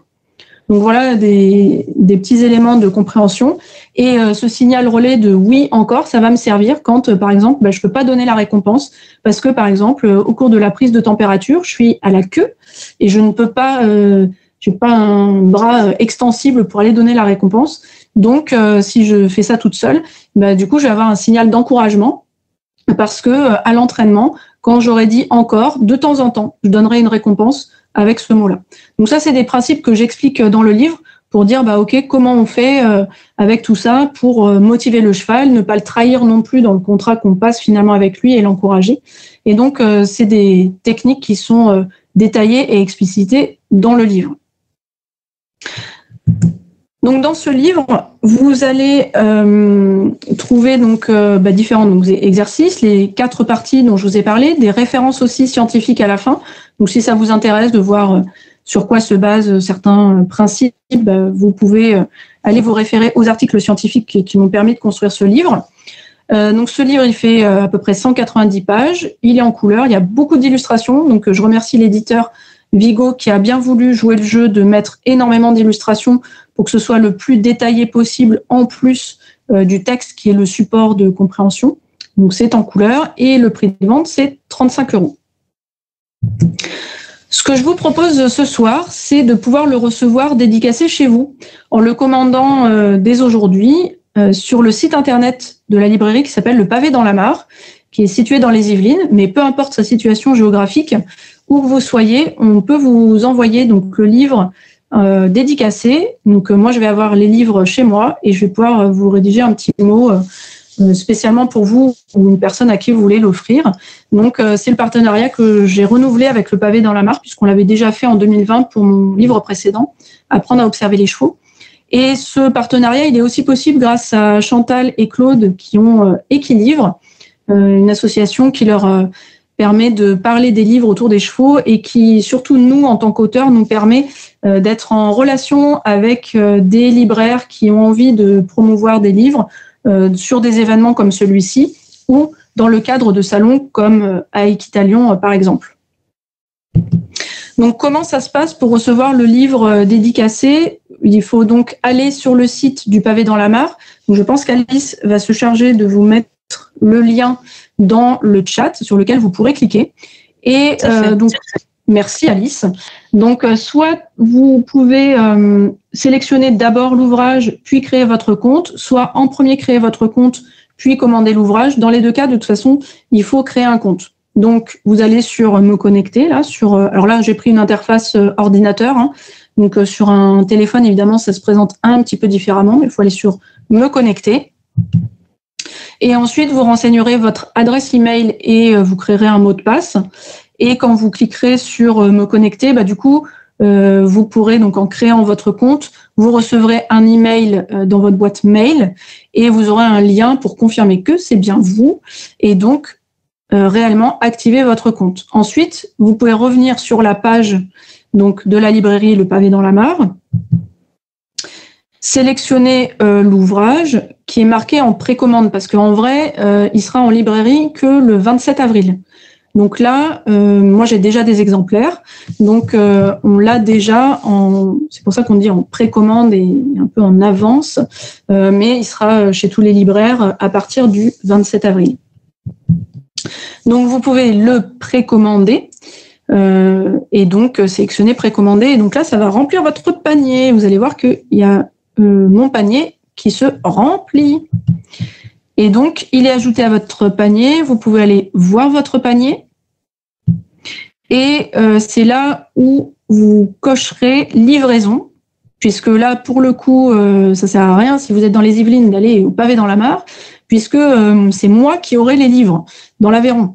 Donc, je vais les dédicacer chez moi et on les expédiera chez vous. Alors là, il y a mon adresse qui est indiquée, c'était pour vous montrer en exemple. Et vous voyez que si vous cochez ça, vous avez les frais de livraison qui s'ajoutent au prix de vente du livre. Donc, ça arrive à 38 €. Et ensuite, si vous voulez que ce livre soit dédicacé pour une autre personne ou que vous voulez le dédicacer, je sais pas, pour votre cheval, votre poney, que vous voulez un petit mot spécial, n'hésitez pas à l'indiquer dans le message. Et donc, moi, je le lirai, le libraire me le transférera et je saurai comment tourner ma dédicace pour que ça réponde à ce que vous avez demandé. Donc, si vous voulez personnaliser, vous pouvez vraiment laisser un message en ce sens dans cette petite rubrique « Laisser un message ». Et après, vous pouvez passer au paiement sécurisé en ligne par carte bancaire. Et donc, voilà, ce sera fait. Et vous aurez votre livre ensuite à partir d'à peu près le 30 avril, hein, si on met tout bout à bout entre le moment où la commande est finalisée, moi je reçois l'indication de vous faire le petit mot et que je le poste et que la poste joue le jeu de vous livrer les ouvrages, sans compter peut-être des petits jours en plus avec les mouvements de grève. On estime à fin avril pour des commandes passées aujourd'hui et ces jours-ci. Donc, vous recevrez en colissimo, en enveloppe matelassée, le livre chez vous. Et après, c'est surtout moi qui vais devoir travailler pour vous rédiger un petit mot sympa dans ce livre. Donc voilà pour la présentation du livre. Et si vous avez envie de le commander, n'hésitez pas. Et si vous avez des questions, c'est aussi le moment de les poser par écrit dans le chat. Et on va s'occuper de ça avec Alice pour répondre à vos questions. On se donne à peu près une demi-heure, donc jusqu'à 22h, pour répondre à vos questions. Donc, aucune question. Il y avait une première question, Hélène, sur la date de diffusion en Suisse. Est-ce que tu la connais ? La date de diffusion en Suisse, non, je pense que ça doit être à peu près pareil que à partir du moment où c'est disponible en librairie en France, on doit avoir le même délai en Suisse. Par contre, pas les mêmes prix en général. Ok, alors je vais te poser les différentes questions. Pardon, je vais te poser les différentes questions qui sont dans le chat jusqu'à présent. Alors, Océane nous dit que sa jument identifie très précisément les situations qui la dérangent. La manipulation de l'élève ne la gêne pas. En revanche, sortez le cornet et c'est la guerre dans la foulée. Qu'est-ce que tu aurais des conseils ? Oui, je pense qu'il y a vraiment un travail à pas se focaliser non plus sur l'histoire du Tornet, mais à travailler sur différents types de soins et travailler sur la relation pour remettre du positif autour des soins et amener petit à petit à ce que cette situation qui avait été associée de façon désagréable ne le soit plus et simuler peut-être au plus près la simulation du Tornet. D'abord seul aussi, il y a aussi le fait d'être parfois à plusieurs qui peut être source d'inquiétude pour le cheval. Donc ça, j'en parle aussi dans le livre. Les apprentissages, c'est d'abord seul, puis ça fait partie de l'apprentissage d'introduire une autre personne. Et être avec le vétérinaire, c'est encore un autre cas de figure qu'on peut aussi envisager dans son entraînement et faire quelques clics récompenses quand le vétérinaire est là, en lui expliquant bien au vétérinaire comment participer.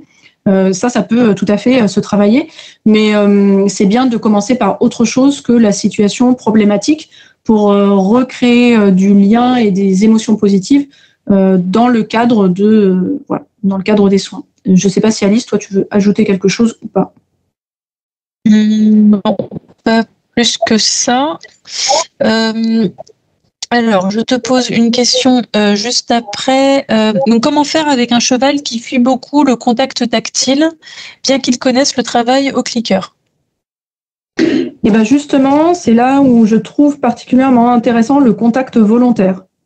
Le contact volontaire, c'est le cheval qui vient au contact. C'est pas nous qui allons au contact.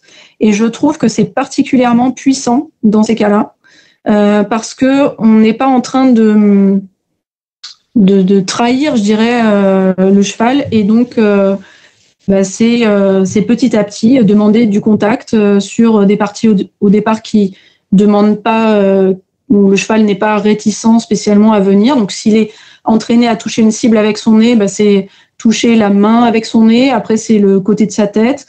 C'est un peu plus longtemps. Et c'est aussi varier avec ne pas se focaliser que sur le contact tactile. Si on sait que ça lui coûte, c'est varier les exercices pour qu'ils prennent du plaisir aussi à participer à des choses avec nous, sans aller toujours sur ce qui pose problème, ce qui nous pose problème et ce qui potentiellement du coup lui pose problème aussi. Mais le contact volontaire, je trouve, est particulièrement intéressant dans ces cas-là. Et alors, j'ai d'autres questions. On a plusieurs questions autour de comment tu fais pour entraîner un cheval au niveau des dents. Alors, tac, je recherche dans ma liste. Donc, des pistes pour décomposer le travail des dents. C'est vrai que la dentisterie est plus délicate à apprendre en amont, entre l'ouvre-bouche, le bruit et les vibrations. Est-ce que c'est abordé dans le livre ou est-ce que tu as des conseils ? Alors oui, c'est abordé dans le livre et oui, j'ai des conseils. En effet, on va pas pouvoir, nous, simuler l'ouvre-bouche. Moi, j'ai eu le cas à la maison sur mon petit poney qui est particulièrement craintif des humains, même si maintenant, ça fait 7 ans que je l'ai et il a bien progressé. Mais la première année où je l'ai eu, ça faisait un peu plus d'1 an, j'avais besoin de le montrer au dentiste parce que je voyais bien qu'il avait du mal à manger des choses un petit peu dures. Et donc, pour le préparer, c'est ce que je détaille dans le livre, en effet, il y a tous ces aspects de contact métallique un peu d'intrusion dans la bouche et de vibration. Et là, les brosses à dents électriques, pour le coup, ça coûte pas trop cher par rapport à l'entraînement qu'on peut faire, parce qu'on peut entraîner aussi pour la tonte et donc pour les soins dentaires. Je me suis servi d'une brosse à dents électrique, donc d'abord habituée au bruit, ce bruit-là associé à de la récompense alimentaire. Plus près, récompense alimentaire, au contact de l'épaule, récompense alimentaire, de l'encolure, et puis après, donc d'abord éteint, ensuite allumé, le présenter, que lui-même vienne le toucher, donc on peut décomposer tout ça, jusqu'à pouvoir avoir un poney qui vient ou qui reste immobile sur le contact de sa joue avec la brosse à dents. Alors sans la partie évidemment brosse à dents, hein, mais la partie qui vibre contre sa joue. Et ça prépare vraiment aux sensations de râpe électrique ou éventuellement même d'une râpe, hein, parce que ça fait des vibrations aussi, même si c'est pas électrique. Et puis par exemple dans le cas de mon poney qui n'a pas d'embouchure, il est monté sans embouchure, j'ai pris le mors en métal de mon cheval. Et en contact volontaire, qui viennent le toucher, qui viennent le toucher avec sa bouche, qui saisissent avec ses dents. Et ensuite, je lui ai introduit dans la bouche. J'ai fait exprès de lui cogner les dents. On peut se dire, mais c'est pas très sympa. Ouais, mais de toute façon, l'ouvre-bouche, le padane, ne sera pas spécialement agréable non plus. Donc là, on a l'occasion d'associer ça, de dire bon ok, c'est pas forcément un truc hyper cool, mais en même temps tu vois, tu obtiens une récompense alimentaire, donc finalement ça devient cool. Et puis un peu plus longtemps, etc. Et quand il a été vraiment question de faire les soins dentaires pour de vrai avec un praticien dentaire équin, eh bien là ce que j'ai fait moi, c'est que j'ai demandé à ce qu'on le fasse le poney en plusieurs fois, en l'intercalant entre plusieurs chevaux. Comme ça, c'était des séances un peu courtes, enfin plus courtes que ce qu'on fait d'ordinaire. Et ça s'est très bien passé. Donc, du coup, voilà, c'est aussi des manières de faire. Alors, pareil, hein, avant, j'avais aussi entraîné à toucher, par exemple, les incisives, toucher la gencive, toucher les canines, toucher la langue, attraper un petit peu la langue, ces choses-là. Tout ça en le décomposant sur plusieurs semaines, plusieurs mois, parce que je savais que dans l'année, il allait falloir que je fasse ça. Voilà. Ok. Alors, une autre question. Donc, on a une question de Nathalie qui te demande qu'est-ce que tu penses du clicker. Ça, c'est une question très intéressante et qui va parler à beaucoup de gens, je pense. Que pensez-vous du clicker chez un cheval qui a tendance à mordre lorsqu'il se sent frustré sans nourriture? Donc, c'est un cheval qui mordrait déjà d'ordinaire. Je pense que justement, c'est là où la deuxième partie du livre, c'est vous préparer, je crois, ou entraîner. Oui, je sais plus. Mais en tout cas, c'est aborder la discipline autour de la nourriture, et c'est pas seulement la discipline. J'ai dit là dans la présentation, donc c'est petit 2, c'est les bases, enseigner l'immobilité et gérer les récompenses. Quand je dis gérer les récompenses, c'est à la fois gérer nous-mêmes en tant qu'humains. Comment ça se passe pour le cheval, mais aussi amener le cheval à gérer ses propres émotions et sa frustration par rapport au fait de ne pas obtenir la récompense, parce que parfois il l'obtient, parfois il l'obtient pas, puisque le jeu c'est ça aussi, c'est ce contrat qu'on va passer. Et donc ces exercices-là, ils sont là pour amener le cheval à petit éprouver moins de frustration et pouvoir en faire un allié et le motiver sans que ce soit délétère. Après, si vous voulez agir, je dirais, de façon peut-être plus rapide, aller moins vers de la frustration, c'est peut-être utiliser des récompenses alimentaires moins excitantes, donc des petits bouchons de foin, des choses comme ça. Moi, j'ai pas l'habitude de faire ça. Je sais qu'il y a des personnes qui font ça. Moi, j'ai tendance à plutôt envisager un travail où je vais dire, on va vraiment travailler sur ce souci qu'a le cheval d'être très frustré quand il y a de la nourriture, mais on va faire des séances très courtes et on va vraiment travailler sur du relâchement. C'est pas uniquement être immobile, c'est aussi se relâcher une fraction de seconde, et c'est ça qu'on va valoriser. Et donc ça, en formation, on le voit plus facilement qu'en photo sur image, je dirais, image figée, parce que le relâchement, c'est ce qui va compter, c'est ce qui reflète aussi l'état émotionnel du cheval, du poney aussi, ou de l'âne. Donc, pour moi, ça peut vraiment être un outil extrêmement puissant, la nourriture, mais en effet, il faut arriver à travailler sur les émotions pour qu'il n'y ait plus cette frustration qui soit handicapante et que le cheval en devienne désagréable. Alors, une autre question. On a plusieurs personnes qui se posent cette question.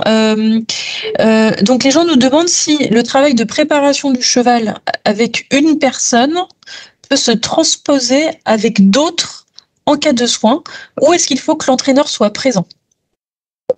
Alors, c'est une bonne question. Je pense que, déjà, par rapport à ne pas préparer du tout, on a plus de chances que ça se passe bien, même si c'est une autre personne que nous. Et je pense qu'on a intérêt, de temps en temps, à demander à quelqu'un d'autre de voir comment ça se passe. Parce qu'il y a des chevaux qui vont pas avoir de soucis à transposer à quelqu'un d'autre. Et puis d'autres qui, par exemple, mon tout petit poney, là, qui vont avoir beaucoup de mal à, finalement, faire confiance à quelqu'un d'autre. Donc, ça va être quand même très dépendant du cheval. Il y a des chevaux, ils ont appris la procédure, ils ont appris que c'était pas grave ce qu'on faisait, que c'était même plutôt rigolo parce que ça les stimule sur le plan cognitif. Et du coup, ça, je dirais, ça dépend des chevaux. Et puis, il y a des cas où, moi, ça a été le cas pour mon poney. J'ai dû l'amener en clinique pour des examens des voies respiratoires, des examens approfondis. On était en situation Covid. En fait, j'aurais bien voulu être là, présente, mais j'ai pas eu le droit. Et on m'a pris le poney. J'ai donné la longe, et le poney au bout de la longe, et je l'ai revu 1 heure après. Et j'ai pas pu assister à ça. Donc, je pense qu'on a intérêt à quand même pouvoir avoir d'autres personnes que nous qui manipulons. Et puis, si on peut être là, c'est tant mieux. Et si on supporte aussi, parce que il y a parfois des actes qui peuvent nous déranger parce que c'est invasif ou je sais pas, qu'on est sensible à certains aspects dans les soins. Donc, je pense qu'on a intérêt à avoir un cheval, un poney, un âne qui peut être manipulé par quelqu'un d'autre. Et si on a envie de participer aux soins et que c'est possible, pourquoi pas. Mais quand même se dire que c'est bien qu'il y ait quelqu'un d'autre qui puisse le faire. Alors, là, on a des questions autour de comment faire, par exemple, après un vermifuge. Comment récompenser alimentairement parlant un cheval après une prise de vermifuge. Et du coup, le cheval ne veut rien comme récompense alimentaire. Et selon, donc c'est Sylvie qui a écrit cette question, selon elle, il semble dérangé par le goût du vermifuge. Oui, alors j'ai le cas, moi, à la maison, notamment avec mon cheval et mon poney, avec les 2 autres, ça va, mon poney, on a l'impression qu'on a commis un crime de lèse-majesté en lui administrant ce truc dégoûtant dans sa bouche. Mon poulain, lui, il s'en fiche un peu, il veut bien prendre un autre truc à manger derrière pour le même type de vermifuge. Donc ça dépend des chevaux, mais ce que je pense, c'est un peu comme les prises de sang ou les injections. On va dire que on va beaucoup entraîner pour de faux, pour mettre dans la balance de notre côté, que ça pèse assez fort de notre côté, le côté sympa et agréable, et qu'il y a une fois où c'est désagréable, ça se passe pas très bien, mais que ce soit une fois et que derrière, donc à ce moment-là, par exemple, dans le cas du vermifuge, le cheval va pas vouloir en effet reprendre à manger. C'est pas grave, on a pu le cliquer et essayer de le récompenser, tant pis, il en veut pas. Et dans les jours qui suivent, on va réentraîner pour remettre la balance de notre côté et que ce soit pas une catastrophe et qu'il n'y ait pas ce mauvais souvenir à chaque fois. Donc il y a des chevaux qui vont être plus sensibles que d'autres à ces goûts malheureusement pas fameux visiblement de vermifuge, mais en fait c'est répéter l'entraînement derrière sans ce côté désagréable. Donc pareil pour les injections, prise de sang, c'est dire on va faire 15, 20, 30 entraînements pour de faux, et il y a un jour on traverse la barrière de la peau et c'est comme ça, et il faut le faire, et puis derrière on refera 15, 20, 50 fois pour rien, et ça va très vite, on peut très vite compenser et avoir des chevaux qui sont OK, et finalement c'est pas dramatique d'avoir quelque part un peu trahi le contrat à un moment donné. Voilà, ça devient finalement pas si grave. Et je rajoute peut-être, ça devient pas si grave parce qu'on est dans une relation et on n'est pas dans l'idée d'avoir son cheval et de lui faire un coup en douce. C'est que on est sur de la compréhension et on construit une relation au quotidien avec lui, et pas que sur ça non plus. On fait aussi d'autres choses et on est agréable par ailleurs avec son cheval. Et du coup, c'est comme ça aussi que ça peut bien se passer. Alors, une autre question. de Julie qui demande à partir de quel âge on peut commencer le travail au clicker. Et puis je pose la question subsidiaire, est-ce que des chevaux âgés peuvent être entraînés? Même si je connais la réponse, mais je pense que voilà, on peut parler des deux fenêtres. Oui, tout à fait. Alors, le travail au clicker, il peut se commencer même tout petit sur des foals. Par contre, probablement pas avec une récompense alimentaire.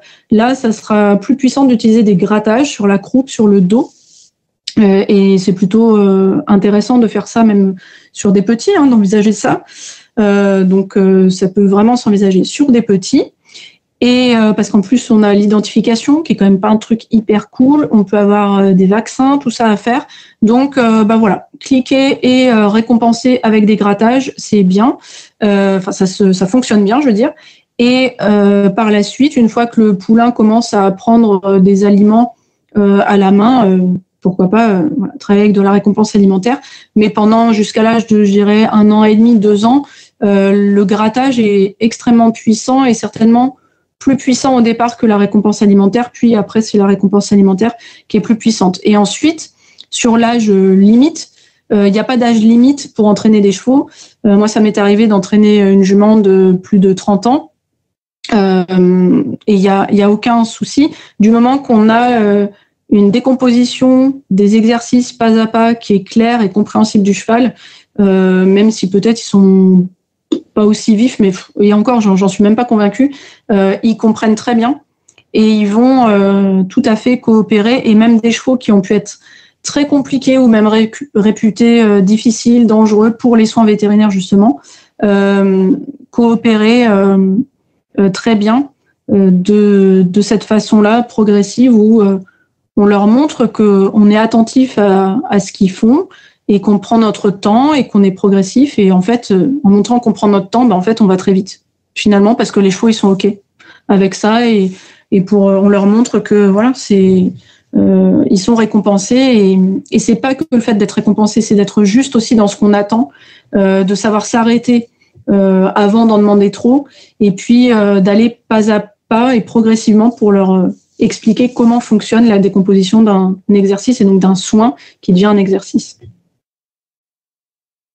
Une question très pratico-pratique de Florence qui demande s'il faut attendre que le cheval ait vidé sa bouche pour cliquer de nouveau. Et non. Ça, c'est une particularité par rapport aux chiens ou aux chats qu'on entraîne aussi pour les soins et dans d'autres cas.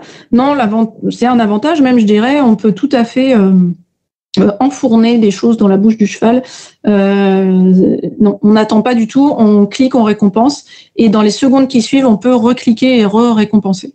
La seule limite à ça, c'est si vous travaillez avec des bonbons, des choses sèches. Donc ça peut être de la ration aussi, parce que ça peut être par exemple que ce qu'il aime, ou il n'est pas habitué à autre chose.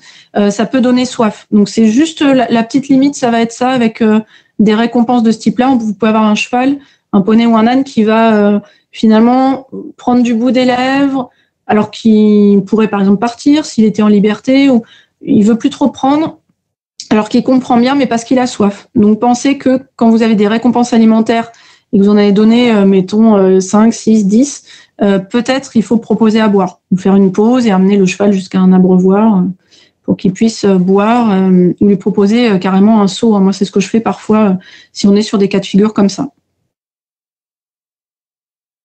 Ok, alors attends, je fais des sélections, parce que en même temps je copie-colle les questions, donc je... Ouais, comment est-ce que tu fais pour ouvrir la discussion avec un vétérinaire qui serait vieille école et fermé sur le clicker training, ou qui est trop pressé et qui n'a pas le temps d'appliquer ça? Alors je sais que c'est difficile, donc il y a plusieurs solutions. On peut avoir beaucoup entraîné son cheval pour justement le préparer entre guillemets à une situation difficile. On va dire voilà, quelqu'un de pressé, qui a pas le temps, qui s'intéresse pas, etc. Donc c'est là où je trouve que nous, de notre point de vue, on est juste pour notre cheval parce que on l'a entraîné à ça, et le jour J, finalement, c'est pas si dérangeant que ça pour le cheval parce que au préalable, on l'avait un peu confronté à des situations comme ça.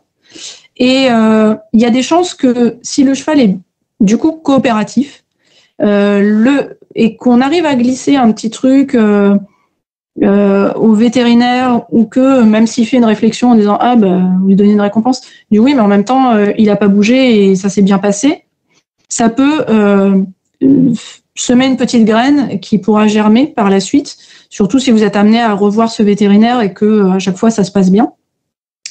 Et puis si ça se passe pas bien, eh bien je dirais que peut-être il faut voir avec quelqu'un d'autre si vous avez essayé de discuter et que la discussion reste fermée.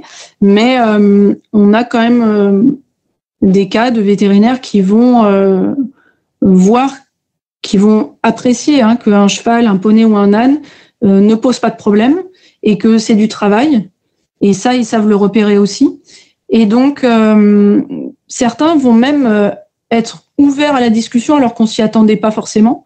Dire, est-ce que vous auriez 5 minutes juste là pour que c'est vraiment pour rassurer mon cheval, mon poney. Et si ça va pas, on fait comme vous voulez, on peut faire une sédation, etc. C'est être ouvert nous aussi dans notre sens et dire qu'on n'est pas opposé à ce que le vétérinaire travaille comme il a l'habitude de faire. C'est aussi entendre ça.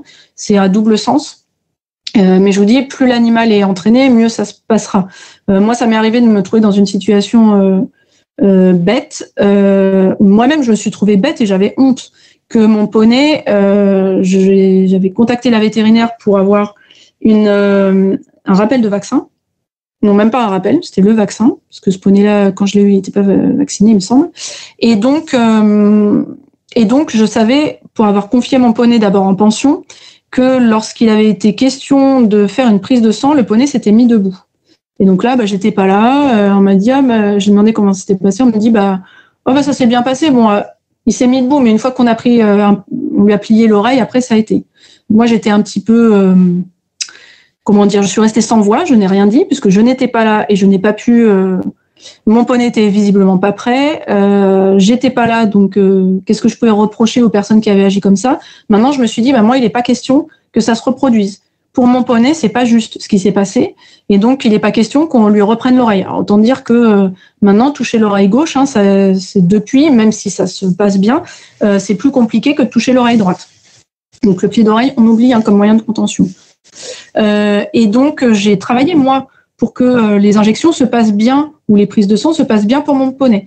Donc je l'ai travaillé à la maison, moi, même jusqu'à pouvoir planter une aiguille démontée dans l'encolure de mon poney parce que la vétérinaire était OK pour me passer des aiguilles gratuitement parce qu'avoir un poney qui coopère, c'est mieux qu'un poney qui se met debout, même si c'était pas la même vétérinaire qui avait fait le soin précédemment. Et le jour du vaccin, le vétérinaire vient, examine le poney qui était un peu inquiet et tout. Et donc, stéthoscope, OK, elle l'ausculte. Et vient le moment où elle me dit, je vais prendre la température. Et là, je dis, ah oui, la température, zut, j'ai pas préparé la prise de température. Et connaissant le petit animal, qui est quand même susceptible, en tout cas très inquiet de ce qu'on fait autour de lui, d'autant plus c'est une personne qu'il connaît pas, j'ai dit, essayons, mais j'ai oublié de le préparer à ça, même si j'ai déjà touché sous sa queue, il a déjà eu une croupière, mais j'ai jamais introduit un thermomètre dans son anus. Donc voilà. Donc moi je tenais mon poney mais longe détendue, c'est sous contrat, l'immobilité, on va dire sous contrat. Et quand la vétérinaire a introduit le thermomètre dans l'anus, qu'est-ce qui s'est passé? Il a bondi en avant.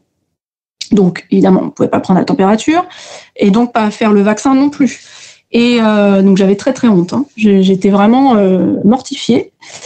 Et je m'en voulais de ne pas avoir pensé que ça c'était un préalable pour faire le vaccin. C'est aussi pour ça que j'ai écrit un livre. C'est pour tout ça, c'est de dire voilà, si on envisage les soins comme un ensemble, du coup il y a des choses auxquelles on prépare. On va préparer nos chevaux et nos poneys et nos ânes.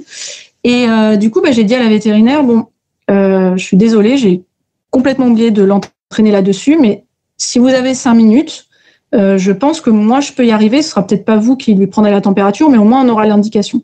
Elle m'a dit OK. Et donc, elle m'a demandé si je voulais qu'elle le tienne, le poney. J'ai préféré non, parce que sachant que ce poney était plutôt inquiet de la présence d'autres personnes, du coup, elle s'est un peu mise à distance, elle s'est accroupie, elle a regardé. Et en 5 minutes, j'ai pu, en cliquant et en récompensant mon poney, faire cette prise de température Et donc, j'ai pu prendre la température du poney et la vétérinaire a pu vacciner le poney et ça s'est très bien passé. Donc, ça, c'est pour vous dire, je vais rallumer ma petite caméra, ça, c'est pour vous dire que, en fait, on peut avoir tous les cas de figure en fait avec les vétérinaires et je pense que plus on discutera et plus on dialoguera, mieux ce sera. Voilà ce que je peux répondre à cette question. Alors, il est 21h58. Est-ce que je prends encore une question ? Comment tu vois les choses, Hélène ? Eh bien, est-ce qu'il en reste beaucoup ? Il y en a 1, 2, 3, oui, 4, 5, 6, 7, 8. Il y en a une petite dizaine. Allez, on prend encore 3-4 questions. 3-4 questions. Oui. Alors, Tiffany. Oui. Est-ce que j'ai bien partagé là ? Oui, on te voit que toi. Ok, super. C'est parfait. Tiffany qui pose la question suivante. Donc, ma jument a été débourrée en renforcement négatif. Je pratique le renforcement positif depuis 2 ans, mais j'avoue encore utiliser le renforcement négatif dans certaines situations d'apprentissage. Cela est-il dérangeant / incohérent ? Le cheval peut-il se sentir perdu ? Non, pour moi, il n'y a pas d'incohérence du moment qu'on a un chemin clair. Non, il n'y a pas d'incompatibilité dans les outils. On peut tout à fait utiliser du renforcement négatif, du renforcement positif. Par exemple, si vous cédez à la pression quand il faut et que vous cliquez et vous récompensez en plus, il n'y a aucun problème. Non, il n'y a pas de problème avec ça. Vous verrez si votre cheval est confus par le fait que il vous donne pas les bonnes réponses ou une fois sur 2. Et ça, c'est le cheval qui va vous dire si vous êtes clair ou pas. Alors, d'une question de Laura, est-ce que vous distinguez les situations d'apprentissage des situations réelles en ajoutant des éléments de contexte permettant la discrimination pour le cheval ou simplement vous compensez la balance émotionnelle en noyant le moment fatidique dans les moments d'apprentissage ?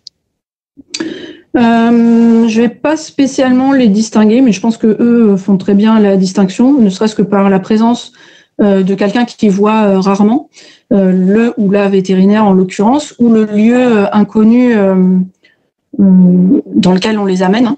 Je pense à quand on les déplace en clinique. Non, je vais pas spécialement changer les choses, mais je vais par contre faire attention de bien réentraîner derrière. Par exemple, on a évoqué tout à l'heure la situation de faire pour de vrai une injection ou faire pour de vrai un vermifuge.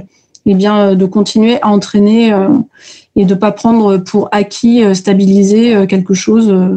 Je pense qu'on a toujours intérêt à payer. Moi, je dis payer aussi, donner des récompenses pour ce qu'on fait et ne pas oublier de réentraîner régulièrement. Ok, alors une question de Ophélie qui nous dit qu'elle a 2 jeunes juments de 4 ans qui vivent au pré à l'année. Dont une qui a tendance à se faire des bobos plus ou moins importants, parfois assez conséquents. La question est, comment faire en cas de plaie et de blessure ? Appliquer les soins dans de bonnes conditions, c'est-à-dire sans trop d'appréhension de la part du cheval dans l'instant et l'urgence, et sans risque pour elle et pour le vétérinaire, sachant que ça peut être des blessures mal placées, bien évidemment. Alors là, je ne vais pas... Oui. Ouais, et il y a une deuxième question, elle voudrait pouvoir substituer la récompense alimentaire par des gratte-gratte et elle demande si c'est possible. Mais ça, tu y as déjà répondu tout à l'heure. Oui, alors je vais revenir là-dessus, mais je pense que pour moi, c'est tout le travail de préparation justement qui va aider pour que le jour J, quand c'est compliqué, c'est une zone plus sensible, etc., en fait, ce ne soit pas un sujet.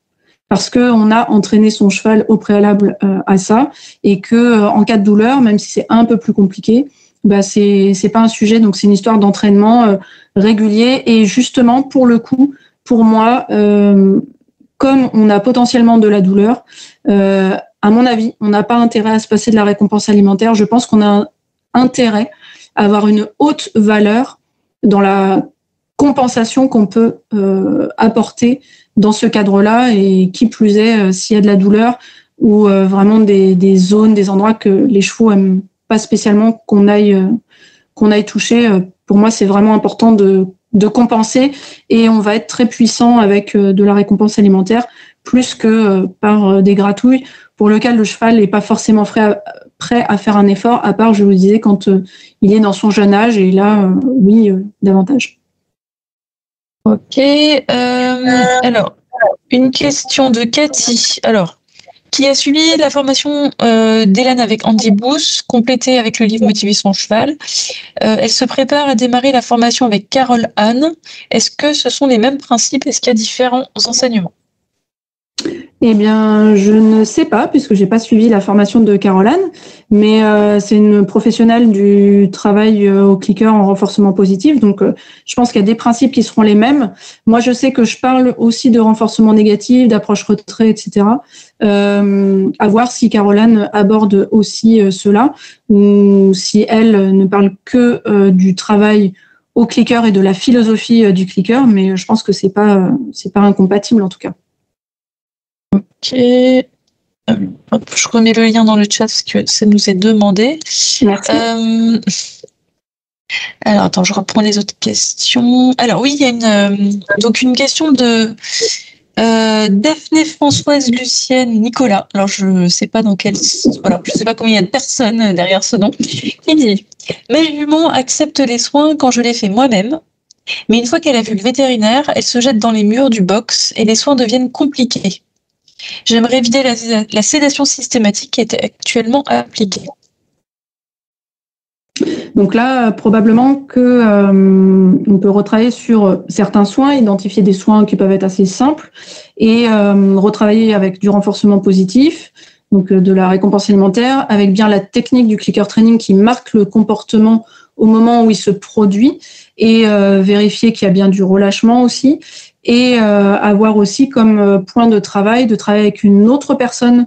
Donc pas forcément le vétérinaire qu'on n'a pas sous la main pour faire des exercices, mais en tout cas avoir une personne qui va bien vouloir jouer un rôle qu'on va lui donner et écouter les consignes à suivre pour que cette jument puisse être sereine quand il y a une autre personne qui intervient et pourquoi pas aussi discuter avec son vétérinaire pour faire des visites je dirais un peu pour de faux. Moi, ça m'est arrivé aussi de le faire là pour mon poney.